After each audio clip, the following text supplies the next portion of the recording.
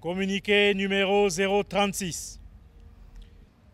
Par décret du président de la transition, président de la République, chef de l'État, et en application de l'ordonnance numéro 0005, PR, 2023, du 24 octobre 2023, modifiant la loi organique numéro 001, 2014, du 15 juin 2015, relative à la décentralisation, est nommé en date de ce jour délégué spécial de la commune d'Akanda pendant la période de la transition, le général de brigade Jean-Claude Sipamio Ber, peuple gabonais, uni dans la concorde.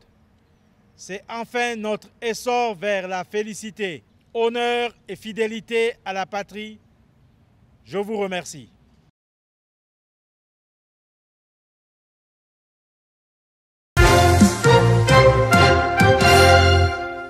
Plus rien ne sera comme avant.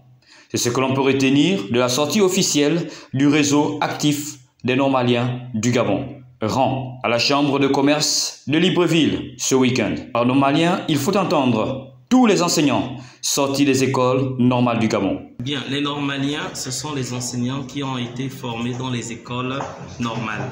Et les écoles normales sont les lieux où, évidemment, on retrouve tous ceux qui aspirent à enseigner.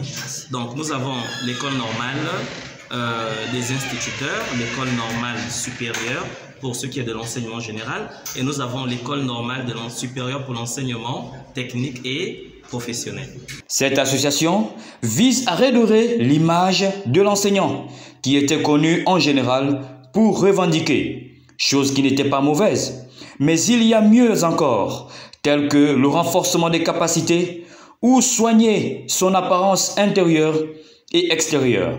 Il faut préciser qu'il y a dans notre philosophie une forme de rupture entre les enseignants normaliens et les enseignants du recrutement direct.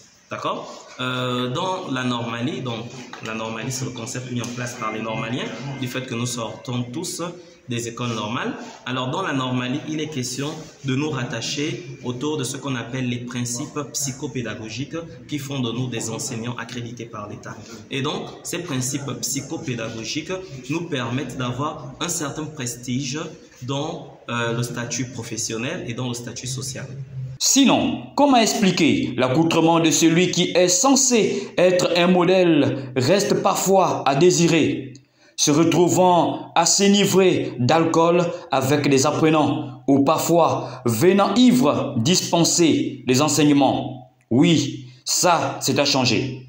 Nous avons d'abord constaté un problème qui est tel que les enseignants normaliens ne respectaient pas leur profession, que ce soit du point de vue vestimentaire, que ce soit du point de vue pédagogique.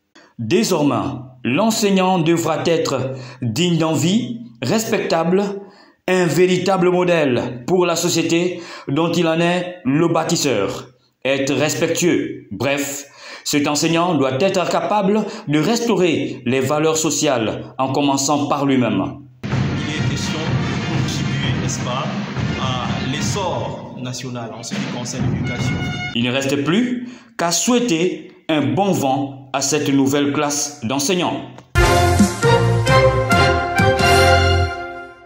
L'oppression dans laquelle était soumise notre pays il y a de cela 5 décennies a tellement fait du mal à notre nation qu'aujourd'hui, certains de nos compatriotes payent encore les frais.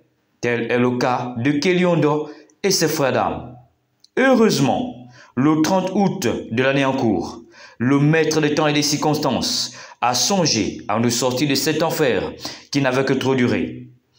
Par le biais du CETRI, dont le général de brigade Brice Clotaire Oligingema, chef de l'État, en est le leader. C'est à ce titre que l'on peut comprendre le point de presse animé par les ressortissants de Lokano dans la province du Wollentem, demandant la libération de leurs frères, croupissant entre les murs de 100 familles où la vie d'un esclave est mieux que celle de ses pensionnaires. Le peuple gabonais en général et les ressortissants du département de Lokano en particulier. Sa jeunesse sollicite de vous, Monsieur le Président, chef de l'État et du CTRI, la libération du lieutenant Kelly Ondorbian et ses frères d'armes. Comptant sur la clémence du chef de l'État, de celui que tous les Gabonais s'accordent à appeler le Moïse du Gabon. Ses compatriotes voudraient voir un jour Kelly Ondo et ses frères d'armes recouvrer la liberté.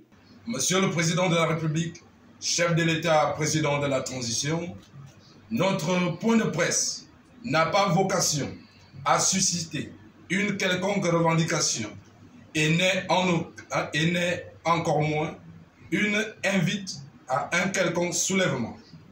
Il est plutôt l'expression d'un souhait, d'une doléance, celle de solliciter de vous et du CTRI la libération de Kelly Ondorbian et ses frères d'armes pour le bonheur du peuple gabonais en général et du département de Lokano en particulier.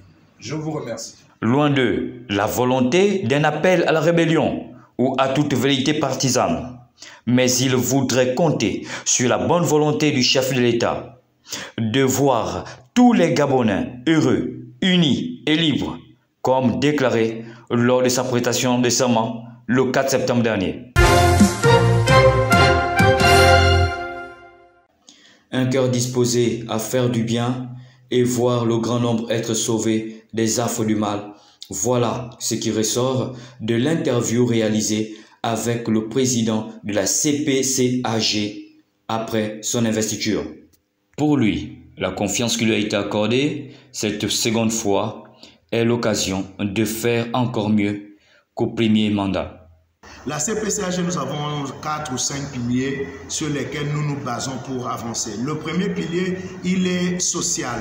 Le pilier social ici, il est question de quoi? Il est question d'assister tous ceux qui sont en détresse. D'abord, le membre de la communauté qui est malade, qui est dans le besoin, sinistré et autres, nous nous approchons pour lui apporter notre contribution pour les sauver à ce niveau-là. Donc ça, c'est quelque chose que je vais continuer également à faire. Mais non seulement le membre de la communauté, mais également nous allons hors de la communauté. Cela passe par le soutien aux orphelins, la restauration des institutions ecclésiastiques tombées en léthargie. Pour leur apporter notre soutien, il y aura des très grandes choses que nous allons mettre en place pour accompagner justement l'État sur tous ces gouvernements de transition.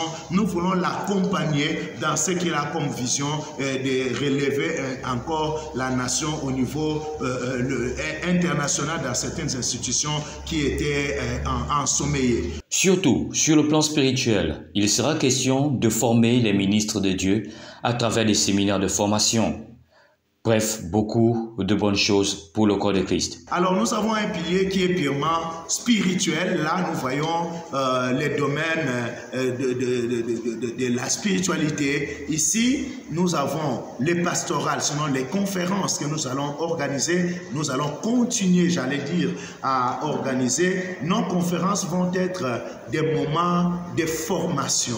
On ne va pas venir juste comme dans des séminaires, des trous, non. Ça sera des moments vraiment école, où quand on vient, on sort avec les matières appropriées qu'on va aller pratiquer sur le terrain au sein de nos églises, pour que nos églises, la mentalité change, mais pour ramener également la gloire de Dieu dans nos églises. Lors de cet échange, le président n'a pas manqué de faire un clin d'œil au Congo-Brazzaville, qui est en ce moment en pleine élection présidentielle, en souhaitant la paix pour ce pays frère et surtout l'unité. En ce qui concerne les élections, nous ne pouvons que souhaiter bon vent, que tout se passe dans la paix, que tout se passe dans la joie. C'est sur une note d'espoir que nous avons mis un terme à cette interview, tout en souhaitant le meilleur au président pour cette nouvelle confiance qui lui a été accordée.